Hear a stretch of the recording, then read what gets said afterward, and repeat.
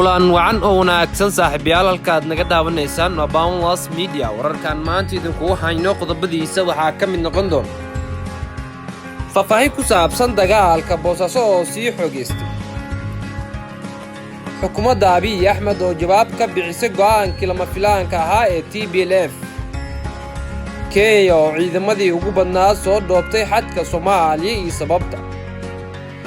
inta wadaal ku soo dhawaado qodobadaas oo faahfaahsan wararka ka imaanaya magaalada Boosaaso ee gobolka Bari ayaa sheegaya in halkaasi uu ka socdo iskoorimaad u dhaxeeya ciidamada amniga Puntland iyo ciidamada cad u ah agaasimihii hore ee ciidanka BSF Maxamuud Cismaan Diyaano labada dhinac ayaa isku adeegsanaya rasaas culus oo laga maqlayo xaafadaha magaalada Boosaaso waxaana xaafadaha xabadu ka socoto ka qaxay dadka shacabka ah hore halkaasi u degna lama oga cidda bilowday dagaalkaas yeeshee wararka waxay sheegeen ciidanka Puntland ay weerarka ku qaadeen taliska guud ee hay'adda BSF halkaasi oo iskugu urursadeen ciidanka BSF dagaalka ayaa saameyn ku yeeshay xarunta ciidamada BSF madaxtooyada Boosaaso iyo agagaarka u dhow iyadoo ciidamada dagaalamaya ay yihiin kuwa aad isugu dhow difaac ahaan ciidamada BSF ayaa la sheegay inay duqeen xoog leh u geysteen xarunta madaxtooyada Boosaaso taasi oo keentay inay isaga baxaan ciidamadii daacadda u ahaa Siciid Dani halkaasi ku sugna waxaa la sheegay in khasaaro isugu jira dhimasho iyo dhaawac ka dhashay iskoorimaadka socda welise lama oga khasaaraha dhabta ah ee ka soo kala gaaray labada dhinac ee dagaalamaya wadahadallo muddooyinkii u dambeeyay lagu jiray in lagu soo afjaro xiisadda Boosaaso ayaa guul dareystay kadib markii labada dhinac ay ku heshiin waayeen go'aamada ka soo baxay isimada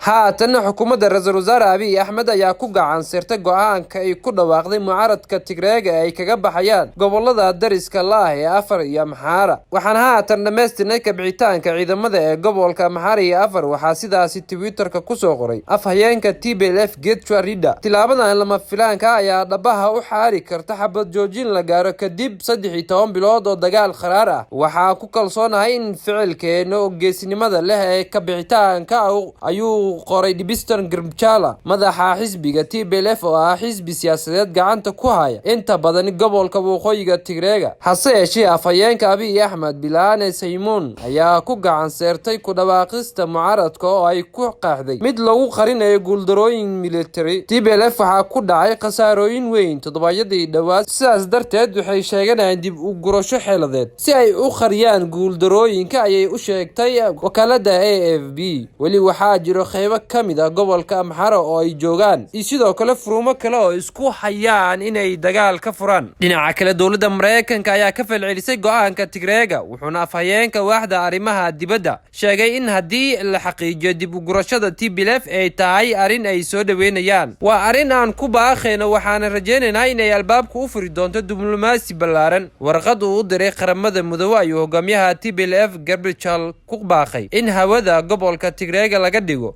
duulamaadyada ka caagan cunuqabataan hub oo lagu soo rogo Itoobiya iyo xulufadeeda Eritrea in la dejiyo hab ay qaramada Midoobay ku xaqiijin karto in dhammaan ciidamada banaanka ka yimid ay ka baxaan Tigreega qaramada Midoobay ayaa horay dawladda ugu eedeysay inay xayiraad ku soo rogtay gobolka eedeyntaas oo dawladda ay beenisay waxaana filaynaa in maadaama aan ka baxayno in bulshada caalamka ay wax ka qaban doonto xaaladda Tigreega maadaama aysan haatan kadib qiil ka dhigan karin in ciidamadeeda ay qabsanayaan Amhara iyo Afar waxaana sidaasi Reuters u sheegay afhayeenka TPLF Getachew Reda hindisooyin kale oo ku jira warqadda uu u diray qaramada Midoobay ayaa waxaa ka mid ah in la sii daayo kumanaanka qof ee maxaabiista siyaasadeed ee Tigreega ah ee u xiran dawladda iyo in baarayaal caalami ah ay raadiyaan kuwa ka mas'uulka ah dambiyada dagaal haatan wararka laga heliyay deegaanada ku yaala xadka Soomaaliya ayaa sheegay in saacadii ugu dambeeyay ay Kenya soo dhoobtay ciidamo dheeraad ah oo sugaya amniga inta lagu guda jiro maalimaha dhamaadka sanadka 2021 booliska Kenya ayaa shaaca ka qaaday in la geliyay heegan buuxa si ay uga hortagaan suurtagalnimada weerarada ay fuliyaan kooxaha Al-Shabaab ee ka dagaalama Soomaaliya Kenya ayaa sidoo kale u yeertay askarta fasaxa ku maqnaa si ay dhankooda qayb uga noqdaan dhaqdhaqaaqyada cusub ee haatan ka socda xadka labada wadan ciidamada ayaa bilaabay howlgallo cusub oo lagu magac daray sugidda nabadda